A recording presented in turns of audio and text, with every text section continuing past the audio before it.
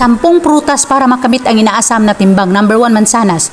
Ang mansanas ay may mataas na nilalaman ng fiber na nakakabusog at nakapagpababa ng blood sugar levels. Number 2, berries. Ang berries tulad ng strawberries, blueberries, raspberries at blackberries ay may malalaking benepisyo para sa mga gustong pumayat. Number 3, grapefruit. Ang grapefruit ay isa sa mga pinaka-epektibong prutas para sa pagbabawas ng timbang. Number 4, avocado. Ang avocado ay isa sa mga pinaka-nutritions na prutas na maaari mong kainin. Ang avocado ay may healthy fats na nakabusog at nakapagpababa ng bad cholesterol.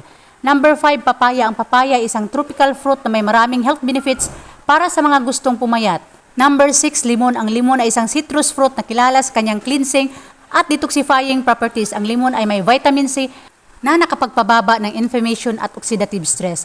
Number 7, watermelon. Ang watermelon ay isang hydrating fruit na may 92% water content. Ang watermelon ay may lycopene na isang antioxidant na nakakaprotekta sa skin damage at cancer. Number 8, pineapple. Ang pineapple ay isang sweet and tangy fruit na may bromelain, isang enzyme na nakatunaw ng protina at nakapagpababa ng inflammation at pain.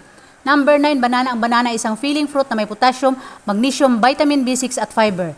Number 10, ang kiwi ay isang green fruit na may vitamin C, vitamin E, vitamin K, folate, fiber at antioxidants. Ang kiwi ay maaaring makatulong sa pagbawas ng timbang dahil sa kanyang ability na makatunaw ng fat cells dahil sa kanyang actinide enzyme. Thanks for watching!